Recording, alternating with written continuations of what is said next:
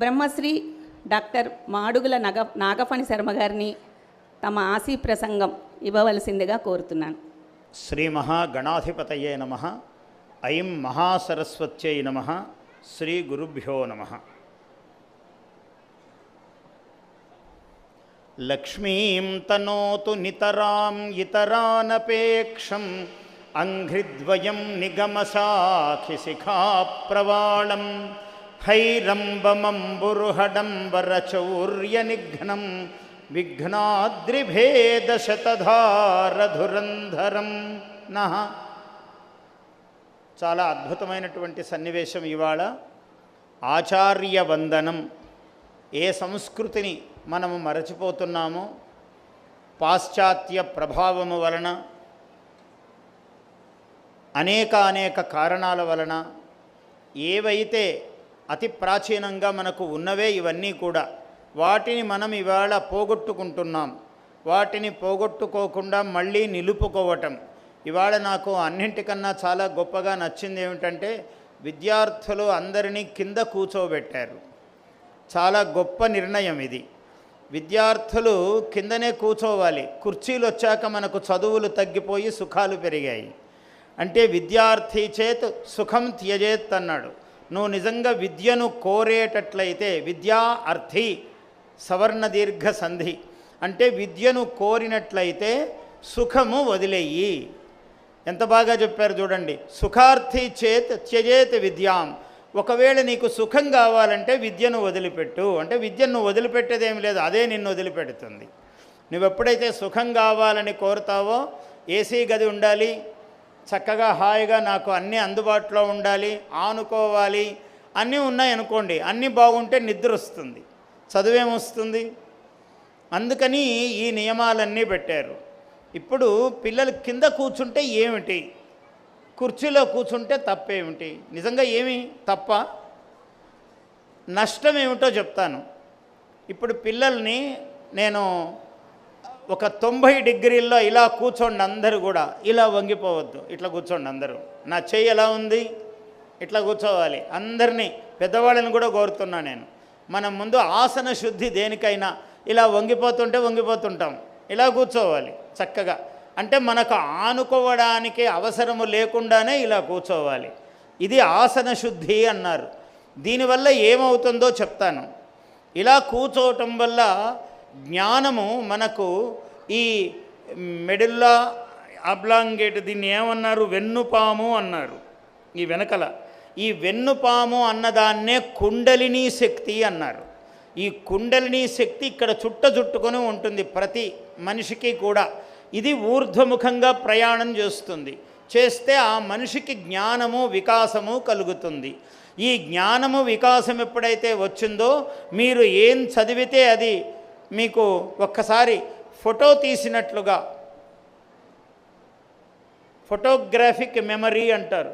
అంటే ఒక్కసారి ఇట్లా చూసామంటే ఇక్కడ ఏముంది, ఇక్కడ గీత ఉంది, ఇక్కడ అక్షరం ఉంది, మొత్తం మనకు బుద్ధిలో నిలిచిపోతుంది. అలా జ్ఞాపక శక్తి పెరుగుతుంది.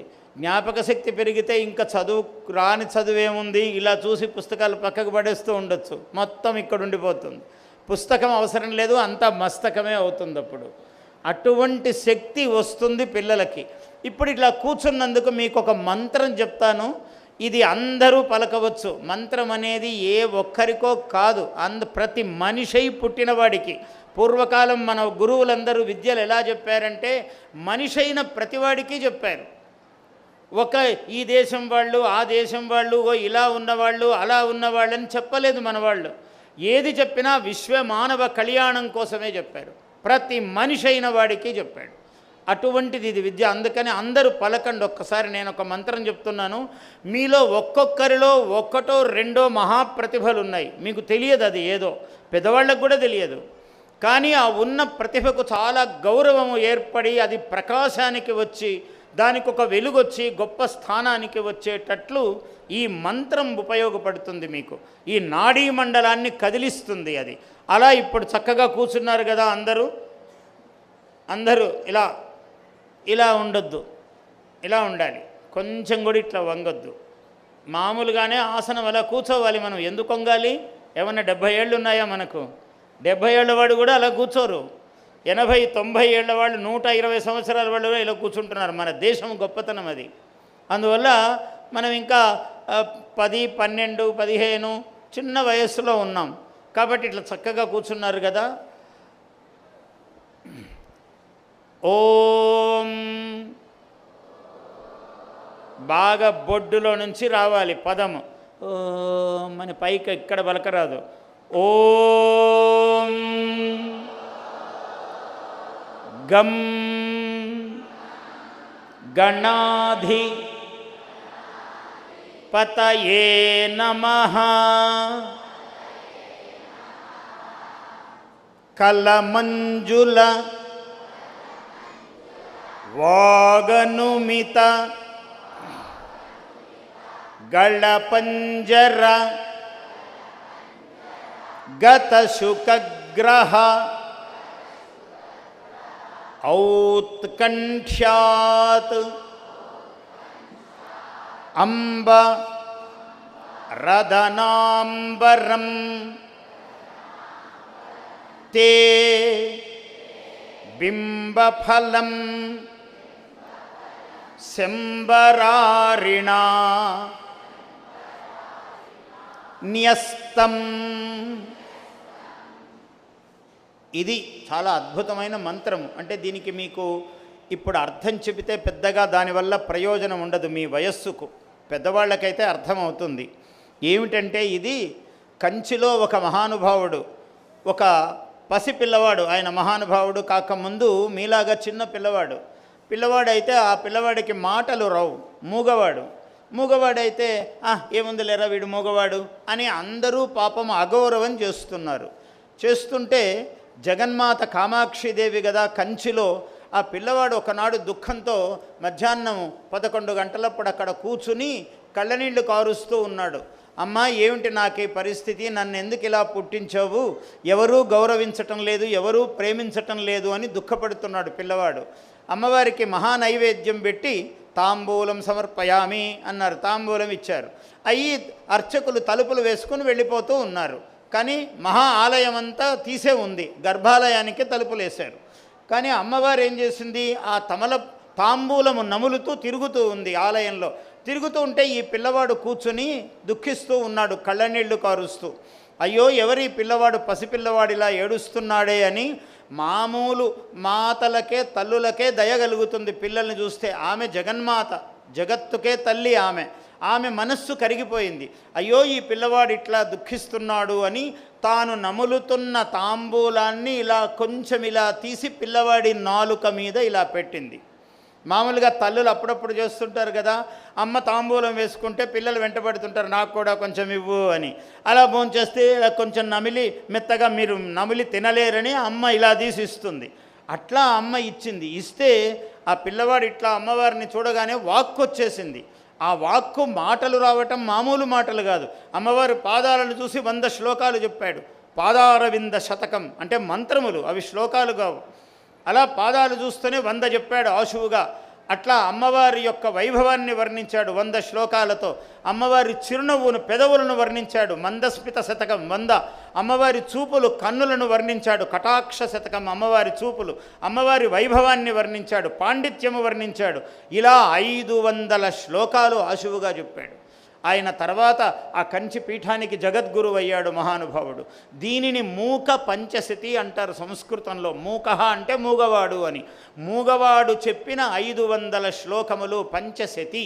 ఇది నేను చిన్నప్పుడు తిరుపతిలో చదువుకోవటం వల్ల ఇది చాలా ప్రసిద్ధి. అందుకని నాయన వీరు చదువు అని చెప్పారు మా గురువు గారు. గురువు చెబితేనే తెలుస్తుంది ఏదైనా, గురువే మూలం ఎవ్వరికైనా. ఒక శివాజీ తయారయ్యాడు అంటే ఆయనకి సమర్థ రామదాసు ఉన్నాడు గురువు. రాముడు గొప్పవాడు అయ్యాడంటే ఆయన గురువు విశ్వామిత్రుడు. ఏమిటి విశ్వామిత్రుడి గొప్పతనము? అరణ్యానికి తీసుకెళ్ళాడు, అడవులకు తీసుకెళ్ళి ఏం చేశాడు? బల అతిబల అనే విద్యలు నేర్పాడు. ఏమిటి బల అతిబల? ఆకలి దప్పులు ఉండవట ఆ విద్య నేర్చుకుంటే. అంటే ఏమిటి? చదువు మీద శ్రద్ధ ఉండేవాడికి ఆకలి దప్పుల మీద దృష్టి ఉండదు. ప్రతి 5 నిమిషాలకు సమయం చూసుకొని ఇంక నేను ఇప్పుడు అన్నం తినాలి కదా, సమయం అయ్యిందని ఎప్పుడూ అన్నానికి దప్పికకు తొందరపడేవాడు చదువేం చదువుతాడు? ఏమీ చదవలేడు. కానీ మా రోజుల కన్నా మీ రోజులు చాలా గొప్పవి. మీరు చాలా అదృష్టవంతులు. ఇప్పుడు ఇంత చిన్న వయస్సులో మీకెంత వయస్సు ఉందో ఇంత చిన్న వయస్సులో నా అంత గురువును నేను ఆ రోజుల్లో చూడలేదు. బాగా పెద్ద అయ్యాక చూసా. అంటే కనీసం ఒక 17-20 ఏళ్ళు వచ్చాక నేను మహాత్ములందరినీ కలిశాను. కానీ 10 ఏళ్ళప్పుడు నాకెవరు మహాత్ములు అంటే మా నాన్న మా అమ్మ, వాళ్ళే మహాత్ములు నాకు. మరి వాళ్ళ వల్లనే ఎదిగా నేను. మా నాన్న చదువు చెప్పాడు, మా అమ్మ అన్నం పెట్టింది. మీ అందరికి కూడా మీ నాన్న అమ్మ అన్నం పెడతారు, చదువు చెప్తారు. కానీ ఇవాళ పాపం మీకున్న అసౌకర్యాలు ఏమిటంటే సెల్ ఫోను చాలా పెద్ద ప్రతిబంధకం. దీన్ని జయించడం మీకు ఒక చిన్న ఉదాహరణ చెప్తా. మా మనవడు ఉన్నాడు, వాడికి 4 ఏళ్ళు, ఇంకా 5వ సంవత్సరం ఇప్పుడే ఒక 5 రోజులు అయిందో 10 రోజులు అయిందో వచ్చి. వాడు ఎప్పుడు సెల్ ఫోన్ ఇలా పట్టుకొని ఇలా చూస్తుంటాడు. చూస్తుంటే నేను ఒకరోజు అన్నాను, ఒరేయ్ నువ్వు దీన్ని జయించాలి అన్నా. అంటే వాడు అన్నాడు, చాలా బాగా మాట్లాడతాడు, నువ్వు దీన్ని జయించాలి అన్నా. అంటే వాడు ఇదే కాదు నేను ఇంకొకటి జయించాలి అన్నాడు. ఏమిటిరా ఇంకోటి ఏమిటి అన్నాను. వాళ్ళమ్మ తలకు పోసినప్పుడంతా వాడి కళ్ళకు ఏదో పడిందని ఇబ్బంది పడుతుంటాడు. ఏముండదు కానీ ఊడిక వాడి కళ్ళల్లో ఏదో అయిందని, ఆ సీకాయ పడిందని అంతా చేసుకుంటాడు. ఇప్పుడంతా షాంపూలు కదా వాడతారు. సరే షాంపూ అయినా ఏదైనా కళ్ళలో పడిందేమో అని. నేను అది కూడా జయించాలి అన్నాడు. సరే ఈ 2 జయించరా, మరి నువ్వు ఇంక ఇప్పుడు దీన్ని పక్కకు పెట్టేయాలి. అన్నీ నువ్వు, వాడి పేరు సుశ్లోక్ కాబట్టి నీకు శ్లోకాలు పద్యాలు రావాలి, నీవు అందులో పెడితే అందరూ చూడాలి, కానీ నువ్వు ఇట్లాంటివన్నీ చూడకూడదు అని చెప్పాను. వాడికి నచ్చింది ఆలోచన. వాడు ఆ రోజు నుంచి పక్కకు పెట్టేశాడు. అంటే వాడికి సమయం పడుతుందేమో, ఒక 2 నెలలన్నా పడుతుంది వాడి చేత మానిపించడానికి అనుకున్నా నేను. 2 గంటలు కూడా పట్టలేదు, వాడు జయించాడు. అంటే ఎందుకు ఇది మీకు స్ఫూర్తి చెబుతున్నానంటే, 4-5 ఏళ్ల వాడు ఆ పని చేస్తే మీరు చేయలేరా? ఎంత గొప్పవాళ్ళు మీరందరూ, చాలా గొప్పవాళ్ళు. ఎవరు సెల్ ఫోన్ను జయిస్తారో ఒక్కసారి చెయ్యి ఎత్తి చెప్పండి నాకు. ఏంటి అంత అనుమానమా మీ మీద? మీకు అంత అనుమానమా? అంత ధైర్యం లేదా? అంటే మీరు ఏమిటి అంటే సెల్ ఫోను లేదు అని అనేవాళ్ళు కూడా చెప్పండి. అంటే అప్పుడు ఇంకా జయించినట్లే మీరు. అంటే సెల్ ఫోన్ నా దగ్గర లేదు కదా, ఎట్లా జయించాలని అనుకోను. లేకపోవడం ఇంకా గొప్ప జయం, అది కూడా జయమే. ఇంకా పిల్లలు చేతులు ఎత్తలేదని చూస్తున్నా నేను. నా మాటను ముందుకు ప్రసంగం సాగటంలా. అంటే వీళ్ళకి తెలుగు వస్తుందా? ఏం మరి మీరేమిటి జయించరా? సెల్ ఫోన్ని జయిస్తారా లేదా? ఒక్కసారి తీయండి నాయన అందరినీ. అసలు ఎవరు నాకు మొత్తం కనపడాలి. నాకంటే ఇందులో విజేత కాని పిల్లవాడు కానీ అమ్మాయి కానీ ఉండకూడదని నా కోరిక. అందుకని ఎవరు చెయ్యెత్తకున్నా ముందుకు మాట్లాడడానికి మనసు పోవడం లేదు.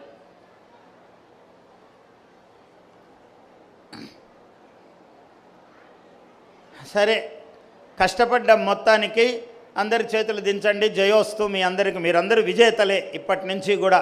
ఎందుకంటే సెల్ ఫోను, టీవీ వీటిని జయించిన వాళ్ళే మహాత్ములు ప్రపంచంలో. ఎవరు జయిస్తారో వాళ్ళే చప్పట్లు కొట్టాలి, వాళ్ళందరూ చప్పట్లు కొట్టాలి.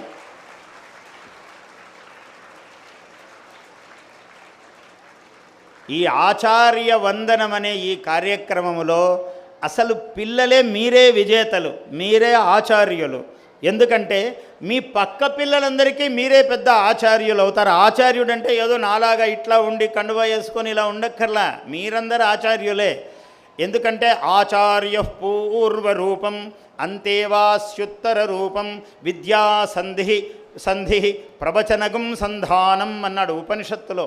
ఆచార్యుడు పూర్వ. ఈ ప్రపంచాన్నంతా 5 విధాలుగా విభజించారు మన వాళ్ళు. ఏమిటంటే అధిలోకం, అధివిద్యం, అధిప్రజం, అధిజ్యోతిషం, అధ్యాత్మం.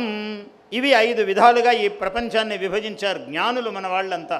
అందులో అధివిద్యం అన్నారు. విద్యకు సంబంధించి ఏమిటంటే ఆచార్యుడు పూర్వరూపము, అంతేవాసి అంటే ఎప్పుడు గురువు దగ్గరే ఉండేవాడు పిల్లవాడు. అంతేవాసి ఉత్తర రూపం, అంతే వసతి పక్కనే ఉంటాడు ఎప్పుడు ప్రతి పనికి కూడా, వాడు విద్యార్థి. ఇవాళ ఇద్దరి మధ్యలో సంబంధం ఏమిటి ఆచార్యుడికి విద్యార్థికి అంటే విద్యా సంధి. ఇద్దరి మధ్య సంధి విద్య అంటే చదువు చెప్పడం ఒక్కటే సంబంధము. ప్రవచనగుం సంధానం. సంధానం ఇద్దరిని కలిపేదేమిటి? చదువు చెప్పడం మాత్రమే, బోధించడము అనే ప్రక్రియ ఇవాళ అనేకము చోటు చేసుకుంటున్నాయి. అందువల్లనే విద్యకు దూరం అయిపోతూ తక్కిన విషయాల దగ్గర అవుతూ ఉన్నాయి. టీచరులైరి బోధకులను ఒక పద్యం చెప్పాను. ఇంకొక ముఖ్యమైన విషయం చెప్తాను పిల్లలందరికీ కూడా. ఈ మమ్మీ డాడీ సంస్కృతి నుంచి మనము తక్షణమే బయటపడాలి.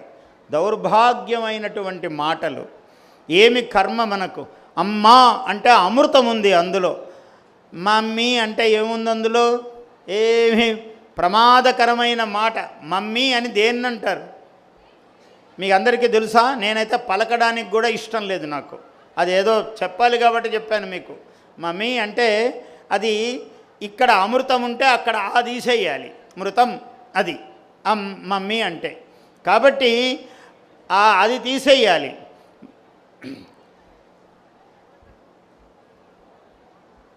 ఒకటి చెప్తాను వినండి. తెలుగు భాష చాలా గొప్పది. మన పద్యాలు శ్లోకాలు మనకు రావాలి. ఇంకొకటి చెప్తాను. భోజరాజు కాలములో ధారానగరము అనే రాజధాని ఉంది. ఇప్పుడు మనకు భాగ్యనగరం ఉన్నట్టుగా మన తెలంగాణ ప్రాంతానికి, ఇంతకుముందు ఆంధ్రప్రదేశ్ మొత్తానికి ఇదే రాజధాని మనకు భాగ్యనగరము. ఈ భాగ్యనగరం రాజధానిగా ఉన్నట్టుగా ధారానగరము అనేది ఉండేది.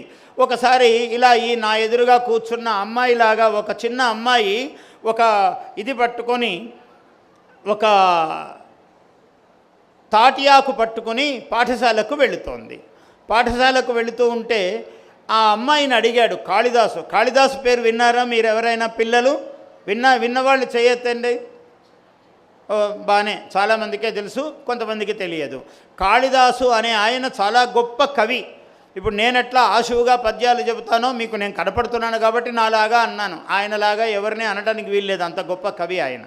అలాంటి గొప్ప కవి వెళుతూ ఉంటే దారిలో అమ్మాయిని చూశాడు. కాత్వం బాలే అన్నాడు. అమ్మాయి నువ్వెవరు అని అడిగాడు. సంస్కృతం అది. కాత్వం బాలే శ్లోకంలో అడిగాడు. ఆ అమ్మాయి ఏం తక్కువది కాదు. కాంచనమాల అన్నది. ఆయన్ని చూసి ఇలా తల ఎత్తి, నా పేరు కాంచనమాల. ఎంత మంచి పేరండి. పక్కింటి వాళ్ళు స్నేహ అని పెట్టుకుంటే మనం నేహ అని పెట్టుకుంటాం. అసలు అర్థమే లేదు పేరుకి. ఏమిటో వాళ్ళు అదన్నీ నెట్లో చూసేది, పేర్లు పెట్టుకుంటేది. నెట్ అంటే వల, కొట్టుకుపోవటమే దాంట్లో పడి. ఎక్కడికి పోతామో తెలియదు, ఎక్కడ తేలుతామో తెలియదు. అందుకని అలా కాదు. కాంచనమాల అంటే బంగారు మాల, బంగారపు మాల. కాంచనం అంటే బంగారం. కాంచనమాల అన్నది. హస్తే కింతే అన్నాడు. కశ్యాఫ్ పుత్రి అని అడిగాడు. నువ్వెవరమ్మా ఇవి? పిల్లలు అడుగుతారు కదా, మీరు చూడగానే చాలా చక్కగా ఉన్నావు, బాగా జడలేసుకున్నావు, చక్కగా బొట్టు పెట్టుకున్నావు, పూలు పెట్టుకున్నావు.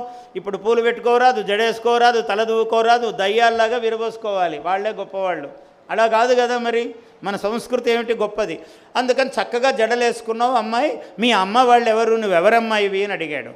కనకలతాయాహ అన్నది. ఆ అమ్మాయి శ్లోకంలోనే సమాధానం చెప్పింది. మళ్ళీ మా అమ్మ పేరు కనకలత అన్నది.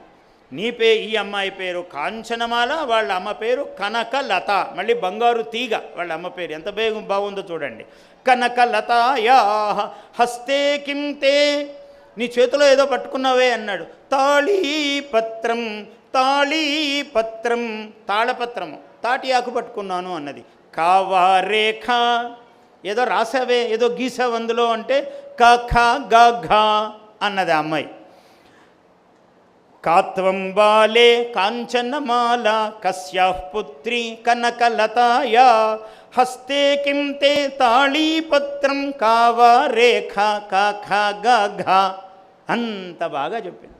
అట్లా మీరందరూ కూడా మన సంస్కృతి, మన పద్యము, మన భాష, తెలుగు భాష మాట్లాడితే సంతోషము. అమ్మా అని పిలవండి. ఎందుకంటే ఇమ్ముగ చదువని నోరును, బాగా చదవకుంటే అది నోరే కాదురా అన్నారు. ఇమ్ముగ చదువని నోరును అమ్మా అని పిలిచి అన్నమడుగని నోరున్ అన్నారు. అమ్మా అన్నం పెట్టు అనాలి, మమ్మీ డాడీ అని కాదు. ఏడు దౌర్భాగ్యపు మాటలు ఎందుకు మనకు? అమ్మా అనండి, అమ్మా అనండి ఒకసారి అందరు అమ్మా అని. అమృత ప్రవాహములాగా ఉంది అమ్మ అంటే. కాబట్టి అమ్మా అని పిలిచి అన్నమడుగని నోరున్ తమ్ముల పిలువని నోరును. తమ్ముడు అంటే ఏం బ్రదర్, ఎందుకు బ్రదరు మనకు ఏం కర్మ. తమ్ముల పిలువని నోరును అంటే ఇవన్నీ చెయ్యని నోరు ఏమిటి అన్నాడు. కుమ్మరి మనుద్రవ్వినట్టి గుంటర సుమతి అన్నాడు. కుమ్మరి మన్ను తవ్వుతాడనుకో గుంత, దాంతో ఏం ప్రయోజనం ఉంది? ఎవడన్నా అందులో పడి దెబ్బతినడానికి తప్ప ఏమీ ప్రయోజనం లేదు ఆ గుంటతో. నోరు కూడా అలాంటిదే అన్నాడు. అంటే ఇమ్ముగా చదువని నోరును బాగా చదవాలి, అమ్మ అని పిలిచి అన్న మడుగని నోరును, తమ్ముల పిలువని నోరును, కుమ్మరి మను ద్రవ్వినట్టి గుంటరా సుమతి అన్నాడు. ఎంత గొప్పగా చెప్పాడు. ఇవాళ ప్రార్థన పాడింది ఆమె. ఎంత గొప్ప ప్రార్థన అంటే మైత్రీం భజత అఖిల హృజ్జేత్రీం. నడిచే దేవుడు అని పేరుగాంచినటువంటి కంచి పరమాచార్యులు చంద్రశేఖరేంద్ర సరస్వతీ స్వామి వారు రచించారు ఈ పాట. మైత్రీం భజత అఖిల హృజ్జేత్రీం. మైత్రి ఎందుకు గొప్పది? ప్రతివాడితో స్నేహం పాటించాలి. మనకెవడూ శత్రువు ఉండకూడదు. వాడున్నాడే వరుసలో కూర్చున్నాడు, వాడు చాలా దుర్మార్గుడని వీడు అంటుంటాడు ఒకడు పిల్లవాడు. సార్ వాడన్నీ అబద్ధాలు చెప్తాడు సార్ అని మనం అంతా కంప్లైంట్ చేస్తుంటాం. అన్నీ పితూరీలు చెప్తూ ఉంటాం. ఆ కంప్లైంట్ మళ్ళీ ఇంగ్లీషు భాష. పితూరి అనొచ్చు కదా హాయిగా. వాడు పితరులు పోయి చెప్తాడనమాట. ఆ అమ్మాయి చెప్తుంది, వాడు చాలా చెడ్డవాడు సార్, వాడు ఎప్పుడు కూడా పక్కవాడని గిల్లుతుంటాడు, వాడు పుస్తకాలన్నీ దొంగతనం, ఇట్లాంటి లేనిపోనివన్నీ చెప్తుంటాం. వాడు పాపం దొంగిలించినా దొంగిలించకపోయినా మనకు ఎక్కడో దృష్టి ఉంటుందన్నమాట. అందుకని మనం చెప్తాం అట్లాంటివి. ఏమీ మాట్లాడకూడదు అలాంటివి. అఖిల హృత్ జేత్రీం అన్నాడు. స్నేహము అనేది అందరినీ జయిస్తుంది అన్నాడు. అటువంటి మైత్రిని పొందండి మీరందరూ. ఇది ఐక్యరాజ్య సమితిలో ఎంఎస్ సుబ్బలక్ష్మి భారతరత్న బిరుదు పొందినటువంటి ఆమె మహాగాయనీయమణి. ఆమె అఖిల మన మొత్తము ప్రపంచ సదస్సులో ఆమె పాడింది ఈ పాట. ఎంత గొప్ప పాట ఇది అంటే మైత్రీం భజత అఖిల హృజ్జేత్రీం యుద్ధం త్యజత స్పర్ధాం త్యజత. అంటే ఇప్పుడు అన్ని చోట్ల యుద్ధం మానేయడానికి లేదు. మన మోడీ గారు ఉండబట్టి ఆ ఉక్రెయిన్కు రష్యాకు మధ్యలో యుద్ధం జరగకుండా నెమ్మదిగా దాని బరువు తగ్గిస్తూ వచ్చాడు ఆయన. అందువల్ల ఇప్పుడు యుద్ధం ప్రపంచ యుద్ధం తయారయ్యేది. ఓ రెండు దేశాలు కొట్టుకుంటే వాడి వైపు కొందరు వీడి వైపు కొందరు తయారై ప్రపంచ యుద్ధం వస్తుంది. అలా రావద్దు. అంటే మనకు శక్తి ఉన్నంత యుద్ధమును నివారించాలి, శాంతిని బోధించాలి. మన దేశము అప్పుడే విశ్వగురువు. ప్రపంచానికి గురువు ఎందుకు అంటే ప్రపంచానికి బోధ చేసేవాడు ఎవడు కావాలి? మంచి మాట చెప్పేవాడు కావాలి. మంచి మాట చెప్పేవాడు లేక వినేవాడు లేక చెడిపోతోంది ప్రపంచం చాలా. ఇప్పుడు ఈ వయస్సులో మీకు మంచి మాట చెబితే చెప్పని వాళ్ళది తప్పు చెప్పకపోతే, కానీ చెప్పింది వింటారు మీరందరూ. ఎంత బాగా విన్నారు? సెల్ ఫోన్ను జయించారు, టీవీని జయించారు, ఇంకేముంది మీరు ఏదైనా జయిస్తారు. ఇవి జయిస్తే రెండు ప్రపంచంలో మీరు జయించనిదంటూ ఉండదు. ఇంకా దేన్నైనా జయించగలుగుతారు పిల్లలు. అట్లాగే భాషను, మన భాష మన పద్యము నోటికి రావాలి అందరికీ కూడా. మన పద్యము నోటికి వచ్చిందనుకోండి, పద్యము అనేది ఏం చేస్తుందంటే ముఖ వికాసము కలిగిస్తుంది. మామూలుగా టీవీల్లో ప్రకటనలు చూస్తుంటారు కదా, 6 వారాలు వాడండి అని. 6 వారాలు ప్రతి వాళ్ళు కొని వాడితే ఇంకా వాడి కంపెనీకి ఏం అవసరం లేదు, మొత్తం మనల్ని దోచుకున్నట్లు అయిపోతుంది. 7వ వారం మనం కొనక్కర్లే, వాడికి మొత్తం మనమే డబ్బులన్నీ ఇచ్చేసినట్లు అయిపోతుంది. 6 వారాలు వాడాక మొటిమలు వస్తాయో ఏం పెరుగుతాయో మన ముఖంలో మనకు తెలియదు, తర్వాత కానీ తెలియదు. 6 వారాలు వాడాక. నేను మీకు రహస్యం ఏం చెప్తున్నానంటే, సుమతి శతక పద్యాలు చదవండి, దాశరథి శతక పద్యాలు చదవండి. నేను ఒక్క పద్యం చెప్తాను, మీ నాడీ మండలం అంతా కదులుతుంది చూడండి. ఇవి చదివితే ఏ క్రీములు పూసే పని లేదు, మీరు సబ్బులక్కర్లేదు. మామూలుగా పసుపు ఇలా రాసుకొని ముఖానికి రాసుకొని బయటకు వచ్చామనుకో, ప్రతి అమ్మాయిని టీచర్లు అడుగుతారు, పక్క స్నేహితురాళ్ళు అడుగుతారు, ఏం పూసుకున్నావు ఇవాళ, చాలా బాగుంది నీ ముఖం, అసలు అలా అంత అద్భుతంగా వెలిగిపోతుంది, అసలు ఏం పూసుకున్నావు అని అడుగుతారు. ఏమీ లేదు, ఈ పద్యం చదివాను అని రహస్యం చెప్పాలి మీరప్పుడు. భండన భీముడు పలకండి, భండన భీముడు అని వచ్చింది స్వరం నాకు. భండన భీముడు ఆర్త జనబాంధవుడు. ఈ వైపు నుంచి సరిగ్గా వినపడడం లేదు నాకు, ఎడమ చెవి బాగా వినపడుతుంది కానీ ఇప్పుడు వినపడటం లేదు. ఇక్కడ బాగా పలుకుతున్నారు ఎదురుగా. భండన భీముడు అది ఆర్త జనబాంధవుడు ఉజ్వల బాణతూణ కోదండ ఉజ్వల బాణతూణ కోదండ కళ ప్రచండ భుజతాండవ కీర్తికి రామమూర్తికిన్ రెండవ సాటి దైవమిక లేదనుచున్ గడకట్టి భేరికా దండ దదాండ దాండ నినదమ్ములు భేరికా దండ దదాండ దాండ. ఆ మాట చెప్పినప్పుడు లేచి ఇలా డ్యాన్స్ చేద్దామని అనిపించటం లేదు మీకు, అంత గొప్పగా ఉంది పద్యం. భేరికా దండ దదండ దాండ. ఒక దండ మింగేసినట్టున్నారు ఎవరో కొంచెం. భేరికా దండ దదండ దాండ నినదమ్ముల జాండము నిండ మత్త వేదండము నెక్కి చాటెదను మత్త వేదండము నెక్కి చాటెదను దాశరథీ కరుణాపయోనిధి. ఇవి మొత్తం నాడీ మండలం అంతా కదులుతుంది. ఈ పద్యము 10 సార్లు చెప్పారనుకోండి, ఏ ఫేస్ క్రీములు పూసుకునే అవసరం లేదు, సబ్బులు అవసరం లేదు, మాయిశ్చరైజర్స్ అవసరం లేదు. ఈ పద్యమే పెద్ద మాయిశ్చరైజర్. మన ముఖంలో కాంతిని ఇలా బయటికి తీసుకొచ్చేస్తుందంటే నాడీ మండలం అంతా కదులుతుంది. ఇట్లాంటి పద్యాలు చాలా ఉన్నాయి. మన తెలుగు భాషే అంత గొప్పది, మీకు ఏ భాషలోనూ ఉండవు ఇట్లా. తెలుగులో తప్ప ఇంకా సంస్కృతంలో ఉంటే ఉంటాయి తప్ప ఏ ప్రపంచ భాషలోనూ ఇట్లా ఉండదు. అందుకని తెలుగు పాట పాడి అన్నాడు. తమిళుడు కూడా తెలుగు పాటనే అన్నాడు. పడవ మీద తన భార్యతో కూర్చొని ప్రయాణం చేస్తే ఏం పాట పాడాలయ్యా అని అడిగాడు. తెలుగు పాట పాడు బాగుంటుంది అన్నారు. చూసారా, వాళ్ళు కూడా తెలుగు పాట కావాలన్నారు. మనకొద్దా తెలుగు పాట? మన తెలుగు, మనం పుట్టాం ఇందులో, మనం ఎంత పుణ్యాత్ములం, ఎంత అదృష్టవంతులం. అందువల్ల చప్పట్లు కొట్టండి. మన అదృష్టానికి మనం చప్పట్లు కొట్టుకోవాలి. అందువలన దేశభక్తి, దైవభక్తి పుట్టుకతోనే భారతదేశము నా మాతృభూమి, భారతీయులందరూ నా సహోదరులు, ఇవన్నీ చెప్పేవాళ్ళు అన్నీ పోయాయి స్కూళ్ళల్లో. ఇప్పుడు అవన్నీ మానిపించేశారు. మీకు బహుశా నేను ఈ కార్యకర్తల్ని, సుబ్రహ్మణ్యం గారు ఆయన సలహాదారుగా ఉంటూ ఇక్కడున్న కార్యకర్తలందరినీ నేను అభినందిస్తున్నా, ఆశీర్వదిస్తున్నాను. ఒక 2 విషయాలకు.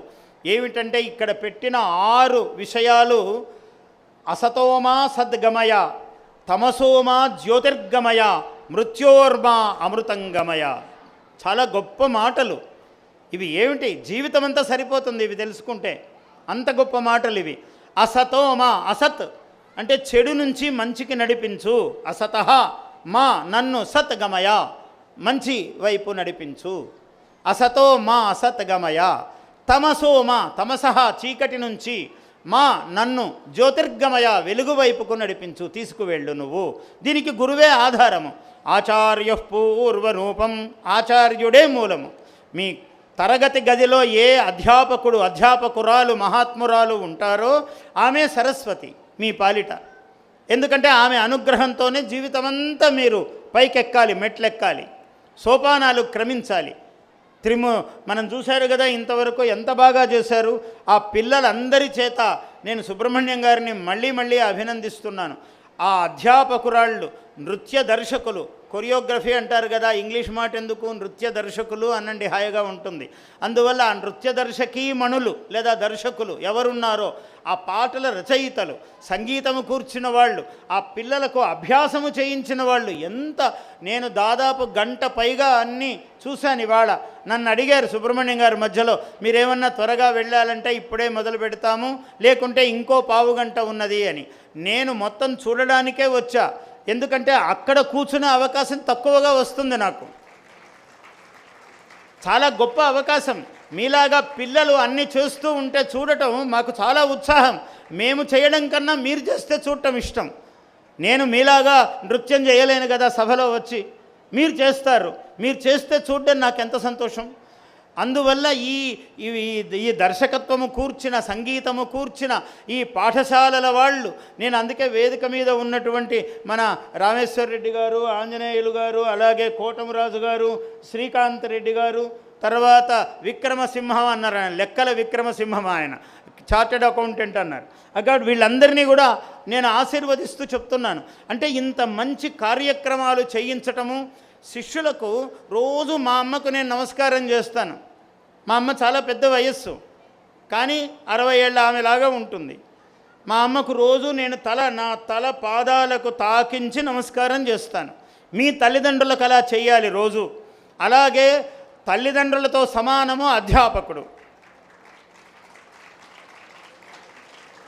మాతృదేవో భవ, పితృదేవో భవ, ఆచార్యదేవో భవ అన్నాడు. 3వ దైవతం ఎవరంటే ఆచార్యుడు, ఆచార్యాణి. ఆమె మీకు పాఠం చెబితే అధ్యాపకురాలు లేదా అధ్యాపకుడు పాదాలు తగిలేటట్టు నమస్కారం చేయాలి. నమస్కారం అంటే ఊరికే ఇలాగని ఇట్లా రకరకాలుగా విన్యాసాలతో చేస్తుంటారు. అవన్నీ మన నమస్కారాలు కాదు. మనకు ఈ 5 ఏళ్ళు కలవాలి. ఎందుకంటే బ్రహ్మ, విష్ణువు, శివుడు, సత్యము, జ్ఞానము, ఇవి 5. బ్రహ్మ ఒకటి, విష్ణువు, శివుడు, సత్యము, జ్ఞానము. ఈ బ్రహ్మ, విష్ణువు, శివుడు, సత్య జ్ఞానాల్లో గురువు ఉన్నాడు.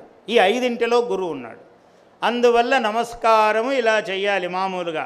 ఇంకా తల తగిలించి పాదాలకు నమస్కారం చేయాలి. ఇది నమస్కారములలో గొప్ప నమస్కారము. ఈ విధంగా ఇటువంటి అద్భుతమైన కార్యక్రమము ఏర్పాటు చేసినందుకు, ఇవాళ నన్ను ప్రధాన అతిథిగా ఇక్కడికి పిలిచినందుకు మా శర్మగారు, బిఎస్ శర్మగారు, ఆయన నాకు అన్ని అనుసంధానం. ఆయన అంటే నాకు ఎంత ఇష్టమంటే, తెలంగాణ రాష్ట్రము నుంచి కవులలో, విద్వాంసులలో, అవధానులలో రామ ప్రతిష్ఠా మహోత్సవానికి వెళ్ళిన ఏకైక వ్యక్తిని నేను. వాళ్ళ ఆహ్వానము నాకే అందింది. అటువంటి ఆహ్వానమును అందుకొని రామ ప్రతిష్ఠా దర్శనం చేశాను నేను. ఆ దానికి మూలపురుషుడు శర్మగారు. ఆ ఆహ్వానం అందించింది ఆయనే నాకు. అందువల్ల నాకు చాలా ఇష్టం శర్మగారు అంటే. ఇంత పుణ్యం కలిగించిన వాడు, మరి చాలా కీలకమైన వ్యక్తి కదా. రామానుగ్రహమును అందించినవాడు నాకు.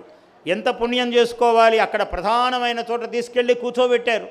ఇద్దరు ఆయియే పధారియే అని కూర్చోబెట్టారు. ఎవరు మనల్ని పిలవాలి రాముడి దగ్గరికి? పిలవకున్నా ఇలా సందు దొరికితే కూడా చూసి ఆనందించాలి. అలాంటిది రాజమార్గములో, గురుమార్గములో తీసుకెళ్ళి కూర్చోబెట్టి దర్శనం ఇచ్చారంటే అది ఎంత పుణ్యము. అటువంటి సన్నివేశము మీ అందరికీ కూడా రామానుగ్రహము, ముఖ్యముగా సరస్వతి కటాక్షము అందరికీ కలగాలి అని అధ్యాపకులకు, విద్యార్థులకు, ఈ కార్యక్రమంలో అనుసంధానముగా ఉన్నటువంటి ప్రతి వ్యక్తిని నేను ఆశీర్వదిస్తూ జయోస్తు.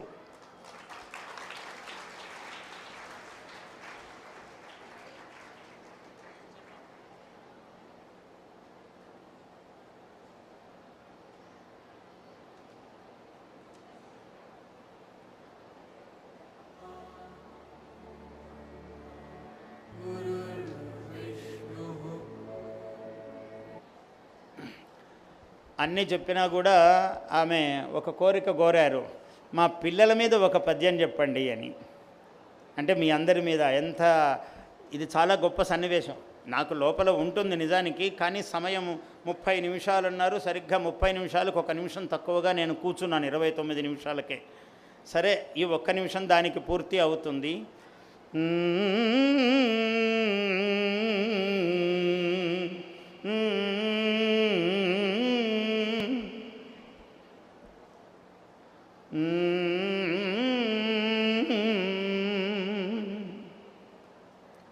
పిల్లలు హరివిల్లులు గదా. హరివిల్లు అంటే ఇంద్రధనస్సు, ఇలా రంగురంగులతో నేల మీదకి వస్తుంది కదా. అలాంటి అన్ని రంగులు కలిగిన పిల్లలు మీరు. అలాగే మీరందరూ కూడా నేల నుంచి ఇలా నింగికి అంత ఎత్తుకు జీవితంలో ఎదగాలని ఆశీర్వచనము. పిల్లలు హరివిల్లులు గద, పిల్లలు హరివిల్లులు గద, పిల్లలు ఎల్లల నెర్రుగని, పిల్లలు ఎల్లల నెర్రుగని పృథివీమణులై. భూమండలమంతా గౌరవించే ఒక మణిలాగా ప్రతి పిల్లవాడు అమ్మాయి ఎదగాలి అని ఆశీర్వచనము. పిల్లలు ఎల్లల నెర్రుగని పృథివీమణులై.